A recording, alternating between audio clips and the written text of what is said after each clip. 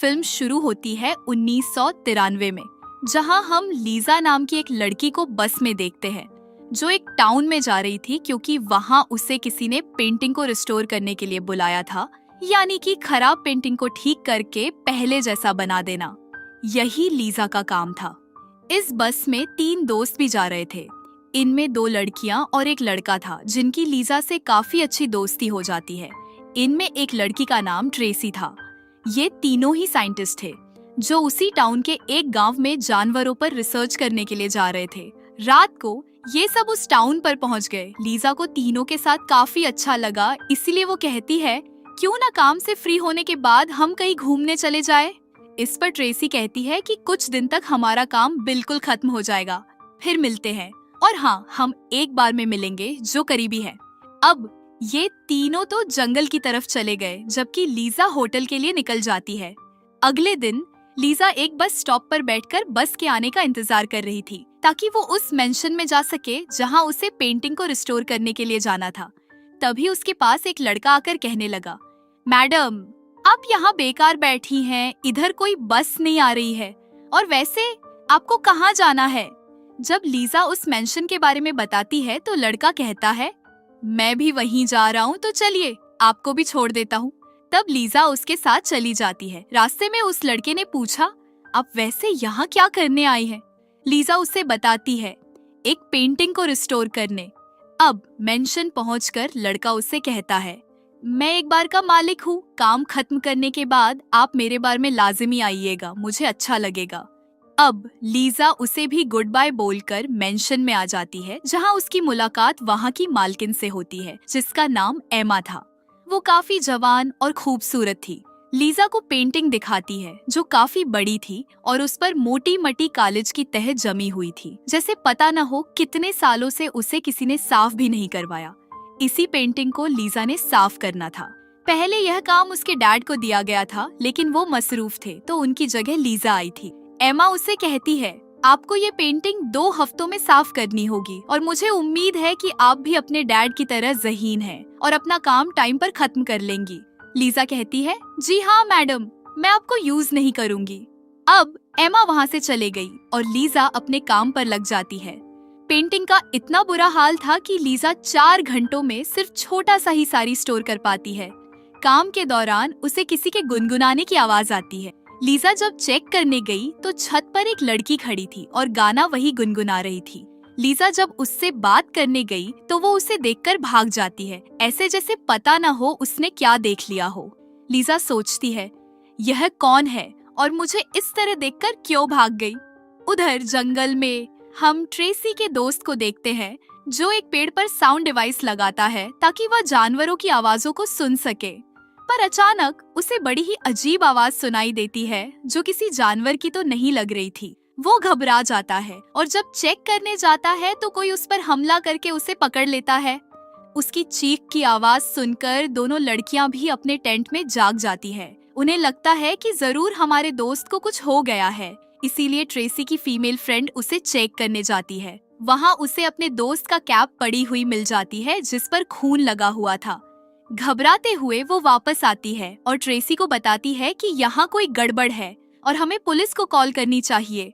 मगर कुछ और बताने से पहले कोई पीछे से आकर उसे भी पकड़ लेता है। यह देखकर ट्रेसी काफी डर जाती है, मगर अगले ही पल कोई उसे भी मारकर बेहोश कर देता है। जब ट्रेसी को होश आता है तो वो खुद को एक जेल जैसी जगह पर बंद देखती है जहाँ वो अपने दोस्तों को भी देखती है जो भी लॉकअप में बंधे हुए हैं। यह जगह बहुत ही गंदी और काफी पुरानी थी। यहाँ चूहे रेंग रहे थे और इन लॉकअप वाली जगह के बीचों बीच एक कुआं भी था। वहाँ पर पहले से ही एक आदमी को कैद करके रखा हुआ था जिसकी हालत बहुत खराब थी। ट्रेसी की दोस्त उससे बात करने की कोशिश करती है, लेकिन वो कुछ बोल नहीं पाता और बस खांस ही रहता है, जिस वजह से ये तीनों काफी घबराने लगते हैं कि ना जाने हम कहाँ फंस गए। लीजा अपने काम पर लगी हुई थी जहाँ तभी एमा काम देखने आती है कि कितना हो गया। उसे लीजा का काम काफी पसंद आया, वो उसकी तारीफ भी करती है। अब लीजा उससे पूछती है, वो लड़का कौन था जो गुनगुना रहा था? मैं उससे बात करने गई लेकिन मुझे देखते ही वो भाग गया। एमा कहती है, वो मेरी ही बेटी है, बस क्या करूं, ऐसे ही है। वो नए लोगों से घुलने मिलने में उसे टाइम लगता है। फिर वो लीजा को खाने पर आने का कहकर वहां से चली जाती है। जब ये लोग खाना खा रहे थे तो लीजा एमा की बेटी से पूछती है, तुम कौन सी क्लास में पढ़ती हो? लेकिन यहाँ भी वो कोई जवाब नहीं देती, उल्टा गुस्सा होकर वहां से चली जाती है। लीजा को काफी हैरत होती है और एमा से कहती है, क्या मैंने कोई गलत सवाल पूछ लिया? एमा कहती है, नहीं नहीं, तुमने कुछ गलत नहीं पूछा। असल में मेरी बेटी को पर्सनालिटी डिसऑर्डर है। वो हालांकि 13 साल की है लेकिन खुद को बड़ा समझती है। बाकी बच्चों से उसकी नहीं बनती, इसीलिए मैंने उसे स्कूल भेजना बंद कर दिया है। स्कूल का नाम सुनकर वो गुस्सा हो जाती है और चली जाती है। दूसरी तरफ जहां वो लोग कैद थे वहां एक काफी लंबा चौड़ा सेहतमंद आदमी आता है जो ताकतवर लगने के साथ साथ पागल भी लग रहा था, जैसे उसका दिमाग ठीक न हो। वो हालांकि बूचर था जो लोग गोश्त का काम करते हैं, लेकिन वो अजीब सी आवाजें निकाल रहा था और बिल्कुल किसी जॉम्बी की तरह चल रहा था। ट्रेसी का दोस्त उससे पूछता है, भाई तुम कौन हो और हमें यहाँ क्यों कैद किया हुआ है? लेकिन बूचर कोई जवाब नहीं देता।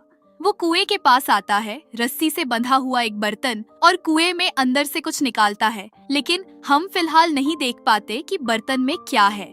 ट्रेसी के दोस्त को उस पर गुस्सा आता है। वो बूचर पर चिल्लाने लगता है, काफी बुरा भला सुनाकर उसे गालियां देने लगता है।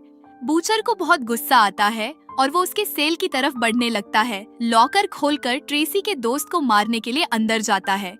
हालांकि वो भी बूचर से लड़ने की कोशिश करता है, लेकिन वो इतना ताकतवर था कि उसे खूब पीटकर अधमरा कर देता है। जब उसका दिल नहीं भरता तो बड़ा सा बूचर नाइफ उठाता है, जिससे वो ट्रेसी के दोस्त के पेट को चीर के रख देता है और उसे ऐसे उठाकर कुएं में फेंक देता है जहाँ कुएं में किसी चीज ने उस पर हमला कर दिया। हम बस उसकी चीख की आवाज ही सुन पाते हैं, जो सुनकर ट्रेसी और उसकी दूसरी दोस्त भी कांप जाती है। मेंशन में पेंटिंग को साफ करते हुए लीजा को एक भयानक मंस्टर का चेहरा दिखाई देता है। वो जब उसे कट्टर से साफ करने लगती है तो उसके हाथ में चोट लग जाती है। पट्टी वगैरह बांधकर लीजा एक बार फिर काम पर लग जाती है। अब अचानक लाइट्स ऑफ हो जाती है। लीजा को तभी अपने डैड नजर आते हैं, जो उसे कहते हैं, मैंने तुम पर भरोसा करके अच्छा नहीं किया, यहाँ से काम छोड़ के फौरन भाग जाओ। इतना कहकर उन्होंने एक कट्टर से अपना गला काट लिया।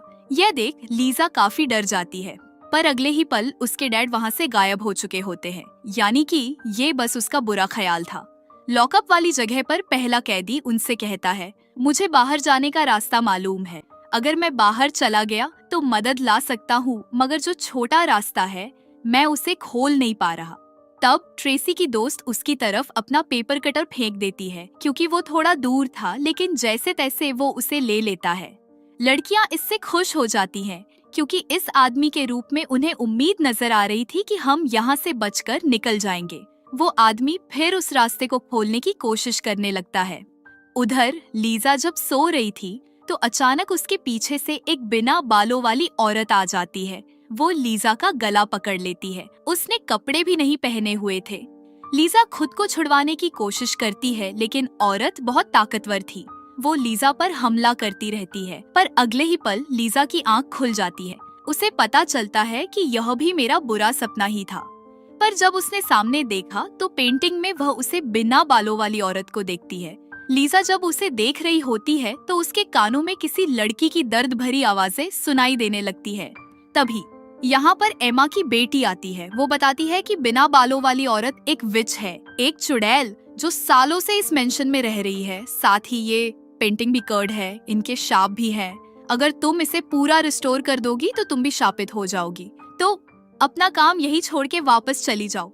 इतना बोलकर वो वहाँ से चली जाती है, लेकिन लीजा को कुछ समझ नहीं आता कि वो क्या कहकर चली गई है। वो फिर बार के मालिक से मिलने जाती है और उसे अपना सारा मसला बताती है कि पेंटिंग बहुत ही ड्राउन और अजीब है। जब से मैं यहाँ आई हूँ मुझे अजीब ड्राउन सपने और ख्याल आते हैं जो बिल्कुल सच लगते हैं। इस पर वो कहता है, ऐसा कुछ नहीं है जैसा तुम सोच रही हो, ये सब तुम्हारे साथ काम के टेंशन लेने से हो रहा है। तुम्हारे पास पेंटिंग रिस्टोर करने का टाइम कम है, जानता हूँ, लेकिन मुझे उम्मीद है कि तुम वो कर दोगी और तुम्हारे डैड भी तुम पर बहुत नाज करेंगे। कहते हुए वो लीजा की हौसला अफजाई करता है ताकि वो अपना काम अच्छे से कर सके और टाइम पर पूरा कर दे। उधर बुचर फिर से आता है। एक बार फिर रस्सी से बंधा बर्तन वो कुएं में उतारता है। वहाँ जो कोई भी रह रहा था वो अपना हाथ काटकर बर्तन में अपना खून डालता है। बुचर फिर बर्तन बाहर निकालकर वहीं रख देता है और अब वो उस कैदी आदमी को कुएं में फेंकने के लिए जाने लगता है। ट्रेसी की दोस्त सोचती है, अगर ये मर गया तो हम बाहर कैसे निकल पाएंगे। इसीलिए वो बूचर को गालियां निकालकर उसका ध्यान अपनी तरफ करती है।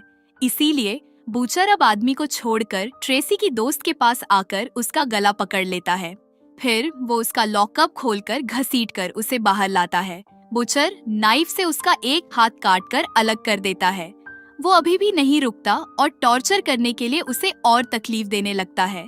हम देखते हैं कि उसके पास अलग अलग किस्म के बहुत सारे हथियार हैं, जिनमें से वो सबसे खतरनाक नकील हथियार को चुनता है, जिसकी मदद से वो उसके पेट से मांस और खाल निकालने लगता है, जिससे वो दर्द में तड़पने लगता है। न सिर्फ यह, बल्कि वो तो उसके चेहरे की खाल भी निकालने लगता है, जिसके साथ उसकी एक आंख भी निकलकर बाहर आ जाती है। फिर वो उसे उठाकर कुएं में फेंक देता है और कुएं में जो भी चीज रहती थी या हम पहली बार उसे देख पाते हैं, ये दरअसल एक भयानक क्रिएचर था जो दिखने में भी काफी डरावना लग रहा था और इसकी शक्ल पेंटिंग वाले क्रिएचर से मिलती जुलती थी। वो दर्दनाक तरीके से ट्रेसी की दोस्त का पेट छीड़ देता है, फिर उसकी अंडियां निकालकर बुरी तरह खाने लगता है और उस बेचारी की मौत हो जाती है। उधर एमा की बेटी एक कपल को देखकर जेलस होते हुए रोने लगती है, जहाँ तभी उसके पास लीजा मिलने आती है। वो कहती है, तुम्हें आखिर क्या परेशानी है, मुझे बता सकती हो। तब एमा की बेटी कहती है, सारी गलती मेरी मॉम की है, उन्हें मेरी कोई फिक्र नहीं है, बस अपनी पड़ी। और मुझे तो लगता है कि मैं हमेशा अकेली रहूंगी, मुझे कभी कोई साथी नहीं मिलेगा। इतनी ही देर में एमा भी आ जाती है। तब उसकी बेटी उस पर गुस्सा करते हुए कहती है, चली जाओ यहाँ से, मुझे आप बिल्कुल भी पसंद नहीं है, मैं आपकी शक्ल भी देखना नहीं चाहती। अब एमा लीजा को लेकर कमरे से बाहर आ जाती है। वो कहती है, मेरी बेटी को दोस्त चाहिए, वो भी अपनी उम्र से बड़ा। अब तुम ही बताओ, आखिर मैं इसकी इजाजत उसे कैसे दे सकती हूँ, जबकि खुद तो वो छोटी है। बस इसी बात की वजह से हमेशा वो मुझसे नाराज रहती है। पेंटिंग वाला काम करने के बाद जब लीजा सो रही थी तो उसके कमरे में ट्रेसी एक व्हीलचेयर लेकर आती है। वो रो रही थी। व्हीलचेयर पर उसका जख्मी दोस्त बैठा हुआ था, जिसके पूरे जिस्म से खून निकल रहा था, जगह जगह से मांस नोचा हुआ था। ट्रेसी लीजा को देखकर बुरी तरह रोते हुए उससे मदद मांगती है, लेकिन अगले ही पल लीजा उठ जाती है। यानी कि यह भी उसका बुरा सपना था, पर इससे वो इतना डिस्टर्ब हो गई कि अपने दोस्त बार के मालिक से मिलने जाती है और कहती है, मैं बहुत परेशान हो गई हूँ सारी सूरत हाल से और अब मैं यहाँ नहीं रुक सकती। मुझे वापस जाना है, मुझे बहुत डर लग रहा है। यहाँ ऐसा लगता है जैसे इस पूरी जगह पर कोई अजीब सी चीज है। बार का मालिक कहता है, ऐसा कुछ नहीं है जो तुम्हें नजर आ रहा है, वो बस बुरे सपने और ख्याल हैं और तुम्हें अपना पेंटिंग वाला काम नहीं छोड़ना चाहिए। इतने टाइम से मैं भी तो यहाँ रह रहा हूँ, मुझे तो कभी कुछ अजीब नहीं लगा। अब लीजा उससे कहती है, बस में मेरे साथ 3 और लोग भी आए थे, मेरी उनसे दोस्ती हो गई थी। क्या वो तुम्हारे बार में आए थे? लीजा पूछती है, क्योंकि मैंने ही उनसे कहा था कि काम खत्म करने के बाद बार में मिलने आना। इस पर वो इनकार करते हुए कहता है, नहीं तो मैंने तुम्हारे अलावा किसी को भी नहीं देखा। लीजा कहती है, मगर ऐसा कैसे हो सकता है, क्योंकि मैंने ही उनसे कहा था कि हम कहीं घूमने चलेंगे काम खत्म करके। बार का मालिक कहता है, क्या पता वो काम खत्म करके वापस चले गए हो। हाँ, मैं एक काम कर सकता हूँ, तुम ऐसा करो, काम समय पर निपटा लो, हम दोनों कहीं घूमने चलेंगे ताकि तुम्हारी टेंशन थोड़ी कम हो सके। अब लीजा को भी लगने लगा कि हो सकता है यह सब काम के स्ट्रेस की वजह से हो रहा हो। मेरे साथ तो रात को सोने से पहले वो स्ट्रेस की गोलियां लेती है और अचानक उसे बार टब में से किसी लड़की के रोने की आवाज आती है। लीजा जब पर्दा हटाकर देखती है तो बार टब में ट्रेसी की दोस्त जख्मी हालत में पड़ी हुई थी। उसका ना एक हाथ था और ना एक आंख, और वो दर्द की वजह से ही रो रही थी। उसे देख लीजा काफी घबरा गई और वहाँ से भागने लगती है, पर तभी सामने से एमा आ गई। वो देखती है कि बार टब का नल खुला हुआ है और उसमें पानी भर रहा है। वह लीजा से पूछती है, ये सब क्या है? पर जब उसने लीजा की स्ट्रेस की दवाई देखी तो उससे पूछती है, क्या तुम नशा लेती हो? तब लीजा जवाब देती है, मुझे कुछ टाइम चाहिए, एक ब्रेक। क्योंकि मैं फिलहाल काम करने की हालत में नहीं हूँ। पर एमा मना कर देती है और कहती है, तुम्हें टाइम पर कैसे भी करके काम खत्म करना होगा, क्योंकि तुम्हारे डैड ने मेरे साथ एक एग्रीमेंट किया था कि अगर तुम काम को टाइम पर खत्म नहीं कर पाई तो मैं तुम्हारा स्टूडियो बंद करवा दूंगी। उधर उस कैदी ने आखिर बाहर जाने का रास्ता खोल लिया था, पर जैसे ही वो बाहर जाने लगा, क्रिएचर उस आदमी को पकड़ लेता है। वह उसका पूरा चेहरा नोच नोच कर खाने लगता है, फिर उसका पूरा जिस्म भी खाने लगा और ट्रेसी उसकी दर्द भरी चीखें सुनकर कांप उठती है। दूसरी तरफ एमा कुछ पी रही थी जो खून की तरह लग रहा था, और तभी उसके पीछे बिना बालों वाली विच आकर खड़ी हो जाती है। यानी एमा की बेटी ने जो कहा था सच कहा था कि वो विच इस घर में रहती है, और यह सीन देखकर लगता है जैसे एमा और ये विच एक दूसरे को जानते हैं। लीजा जब पेंटिंग साफ कर रही थी तो उसने बहुत ही भयानक चीज देखी। उसने जैसे एक लड़की को कुर्बान किया जा रहा था, उसे फांसी पर लटकाकर। इतने में एमा की बेटी भी यहाँ आ गई, जो काफी घबराई हुई थी और एक बार फिर उसे पेंटिंग का काम करने से मना करती। अब जाकर वह सारी बात बताती है। यह पेंटिंग 1493 में बनाई गई थी और उस टाइम के सबसे खतरनाक वाकये को इस पेंटिंग में दर्शाया गया है। कुछ खतरनाक शैतानी लोगों ने एक छोटी लड़की की कुर्बानी दी थी एक खतरनाक क्रिएचर को बुलाने के लिए, ताकि वो उस क्रिएचर को बुलाकर अपने कंट्रोल में कर सके और उसे अपने लिए इस्तेमाल कर सके। यहाँ हम देख पाते हैं कि उस विच के साथ एमा भी मौजूद है, जिसका मतलब साफ था कि एमा भी एक विच थी और दोनों इस टाइम कोई मंत्र जैसी चीज पढ़ रहे थे, जिसे पढ़कर वो ग्रेजर उनके सामने घुटनों के बल बैठ जाता है। यानी कि उन्हें अपने वश में करने में ये लोग कामयाब हो गए। अब एमा की बेटी लीजा को बताती है, उस टाइम इस कर्स को मेरी माँ ने जिंदा किया था और उसे अपने कंट्रोल में इसलिए किया था ताकि वो क्रिएचर का खून पीकर हमेशा जवान और खूबसूरत बनी रही। यानी कर्स मेरी माँ के लिए शिया आपसे ज्यादा कोई खजाना था। उन्होंने अपने साथ साथ मुझे भी ये कर्स लगा दिया था जब मेरी माँ ने वो सब किया था। उस टाइम मेरी उम्र 13 साल थी। कर्स की वजह से मेरी उम्र 13 साल पर ही रुक गई। लेकिन हाँ, आज रात इस कर्स का असर खत्म होने वाला है, क्योंकि उस टाइम भी रेड मून की रात थी और आज भी रेड मून की ही रात है। अगर आधी रात को चांद की रोशनी इस पूरी रिस्टोर पेंडिंग पर पड़ गई तो फिर यह कर्स एक बार फिर पूरे 500 सालों के लिए जिंदा हो जाएगा।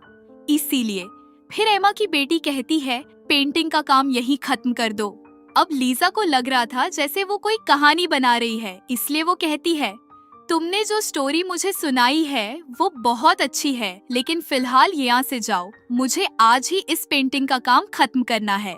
ये सुनकर एमा की बेटी कहती है, मैं कोई कहानी नहीं बना रही। वो क्रिएचर एक लॉकअप वाली जगह पर बने कुएं में है, जिसे खिलाने के लिए उन्होंने 3 लोगों को पकड़ा है। फिर वो लीजा को उनका हुलिया बताती है, जो सुनकर कहीं ना कहीं लीजा को लगा कि ये तो ट्रेसी और उसके दोस्त हैं। ये बात उसे टाली नहीं गई। वो एमा की बेटी से पूछती है, बताओ इस टाइम वो तीनों लोग कहाँ हैं? तब एमा की बेटी उसे अपने साथ ले जाती है और उसे एक खुफिया दरवाजा दिखाती है, जहाँ से वो अंदर लीजा को उसी बुचर को दिखाते हुए कहती है, उनके लिए लोगों को पकड़ पकड़ कर लाने का काम यही करता है। ये देख, हम समझ पाते हैं कि वो लॉकअप वाली जगह मेंशन के साथ ही जुड़ी हुई है।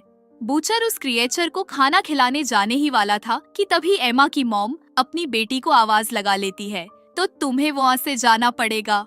तो अब लीजा अकेली अंदर जाती है।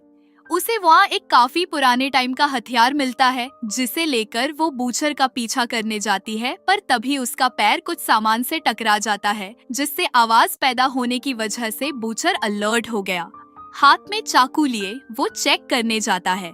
लीजा काफी डर गई थी। वो फौरन एक जगह पर छुप जाती है। बूचर जब वहाँ आया तो उसने देखा कि वहाँ चूहे थे। उसे लगा कि शोर इन्हीं से आया होगा, तो लीजा को बिना देखे ही वो यहाँ से चला जाता है।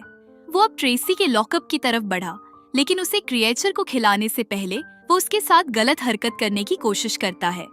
ट्रेसी उसके घुटने पर जोर से टांग मारती है और उठकर वहाँ से भागने लगती है, मगर उस बेचारी को ठोकर लग जाती है। वो गिर जाती है और एक बार फिर पकड़ी जाती है। अब बूचर उसे टॉर्चर करने के लिए अपना बूचर नाइफ उठाता है और उसी आग में अच्छे से गर्म करके वो ट्रेसी के चेहरे पर लगाता है। वो बेचारे दर्द में तड़पने लगते हैं, क्योंकि उसका पूरा गाल जल गया था। बूचर फिर उसे उठाकर कुएं में फेंकने लगता है, लेकिन तभी लीजा आकर उस पर हमला कर देती है। ट्रेसी उसके हाथ से छूट जाती है, मगर वो कोट के किनारों को पकड़ लेती है। अब बूचर और लीजा को मारने के लिए आगे बढ़ा, लेकिन लीजा उसे मार मार कर जख्मी कर देती है। जब वो नीचे पड़ा हुआ था तो लीजा ट्रेसी को कुएं से निकाल लेती है और दोनों भागने लगते हैं। बूचर को जब होश आया तो उसने देखा कि अब तो क्रिएचर को खिलाने के लिए कोई भी नहीं रहा। तभी क्रिएचर टाइम पर खाना ना मिलने की वजह से कुएं से बाहर आ जाता है। वो बूचर को काटने लगता है और उसे नोच नोच कर खाने लगता है।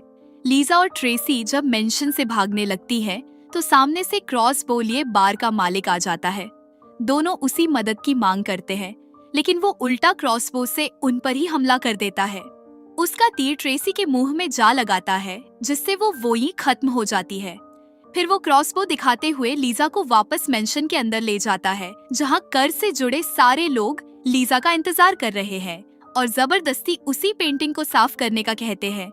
लीजा जब अपना काम कर रही थी तो उसे पेंटिंग में एमा के साथ साथ बार का मालिक भी दिख जाता है, जिससे वो समझ गई कि ये भी कर्ज का हिस्सा है, क्योंकि वो बार बार लीजा को पेंटिंग का काम खत्म करने के लिए उसकी हौसला अफजाई कर रहा था। अब लीजा को वो स्पेल्स, वो मंत्र भी दिखने लगे, जिन्हें पढ़कर ही इन लोगों ने क्रिएचर को अपने कंट्रोल में कर पकड़ लिया था। तभी एमा की बेटी ये आकर लीजा को पेंटिंग से हटा देती है। उसने हाथ में मोमबत्ती पकड़ी हुई थी क्योंकि वो पेंटिंग को जड़ने वाली थी, लेकिन एमा उससे ऐसा करने से मना कर दी और कहती है, मेरी बेटी, ये सब मैं तुम्हारे लिए ही तो कर रही हूँ। इस पर वो कहती है, नहीं, मेरे लिए नहीं, बल्कि आप खुद के लिए कर रही हैं। मेरी उम्र हालांकि इतनी ज्यादा है कि मैं बूढ़ी हो गई हूँ, लेकिन कर्ज की वजह से मेरी आत्मा एक बच्चे के अंदर कैद है और आपने मुझे भी इस श्राप से भरी जिंदगी गुजारने पर मजबूर कर दिया है। इससे मैं बिल्कुल खुश नहीं, बहुत तंग हूँ। तब एमा बार के मालिक से कहती है, मेरे बेटे को भी मारो। वो जब आगे बढ़ा तो उसे मारने के लिए कहता है कि तभी बीच में लीजा आ गई। लीजा पेंटिंग वाला लोशन बार के मालिक के मुंह पर गिरा देती है। ये देख एमा उसके हाथ से क्रॉसबो लेकर लीजा पर हमला कर देती है और उसे तीर मार देती है। फिर वो अपनी बेटी को मारने के लिए भी आगे बढ़ी, लेकिन तभी ठीक आधी रात का टाइम गुजर गया और क्योंकि पेंटिंग पूरी तरह रिस्टोर नहीं हुई थी तो लाल चांद की रोशनी भी सही से उस पर नहीं पड़ पाती, जिस वजह से ये कर्ज यहीं पर खत्म हो जाता है, जिससे श्राप से जुड़े सारे लोग तड़पने लगते हैं और उनके मुंह से खून आने लगता है, क्योंकि अब वे भी अपनी असली उम्र में वापस आ रही होती हैं। एकदम से सब लोग बूढ़े हो गए और क्योंकि उनकी उम्र हजारों साल थी, इसीलिए राख बनकर वे उड़ जाते हैं। तभी एमा की बेटी को भी कुछ होने लगता है। वो लीजा से कहती है, मुझे माफ करना, मैं भी तुम्हारी मदद नहीं कर पाऊंगी, मेरा भी टाइम आ गया है, मुझे जाना होगा। वो भी फिर बूढ़ी हो जाती है, लेकिन अपनी असली उम्र में आकर काफी खुश होती है, क्योंकि आज फाइनली इस श्राप से उसे छुटकारा मिल गया है और फिर वो भी राख में बदल जाती है। अब जैसे तैसे लीजा अपना तीर निकालकर खुद को संभालते हुए येया से जा रही है, तभी सामने से वो क्रिएचर आने लगता है। इसीलिए लीजा जल्दी से दरवाजा बंद करके उस पेंटिंग की तरफ भागती है और स्पेल्स वाले हिस्से को साफ करने लगती है। जब तक क्रिएचर दरवाजा तोड़कर अंदर आता, स्पेल्स वाला हिस्सा साफ होकर नजर आने लगा था। लीजा जैसे स्पेल्स को पढ़ती है, क्रिएचर तड़पने लगता है, यानी इस बार लीजा ने उसे कंट्रोल में कर पकड़ लिया था। इसके बाद हम कहानी में सीधा 30 साल के बाद का टाइम देखते हैं, जहां पेंटिंग पूरी तरह रिस्टोर हो चुकी थी, जिसे जाहिर है कि लीजा ने ही साफ किया था, क्योंकि अब वो इस मेंशन में रहने लगी थी। लेकिन हम देखते हैं कि हालांकि 30 साल गुजर गए हैं, लेकिन लीजा आज भी वैसी की वैसी ही है, यानी वो आज भी जवान ही दिखाई दे रही है। उसने उस जगह को एक लैब में बदल दिया था और यह उसने क्रिएचर को खुला नहीं छोड़ा था, बल्कि पकड़ के रखा था। वो क्रिएचर के खून को अमीर अमीर लोगों को बेचकर बिजनेस चला रही थी और उसने ऐसा तरीका भी ढूंढ लिया था जिसमें वो क्रिएचर को बिना इंसान खिलाए भी जिंदा रख सकती थी। अब लीजा इतना इसलिए बदल गई थी क्योंकि जी हाँ, वो भी श्रापित हो गई थी, क्योंकि जैसा कि एमा की बेटी ने कहा था, अगर तुम पेंटिंग को रिस्टोर करोगी तो तुम भी श्रापित हो जाओगी। तो लीजा के साथ वो ही हुआ था और उस पर ये श्राप का ही असर था। श्राप लीजा की अच्छाई को खा गया और वो भी उन लोगों की ही तरह एक बुरे इंसान बन गई। और क्योंकि रिस्टोर का काम तो वो खुद ही जानती थी, इसीलिए हर बार इस कर्ज को जिंदा करती रही और क्रिएचर से अपना बिजनेस चलाती रही। इसी भयानक एंडिंग के साथ इस फिल्म की कहानी यहीं पर खत्म हो जाती है।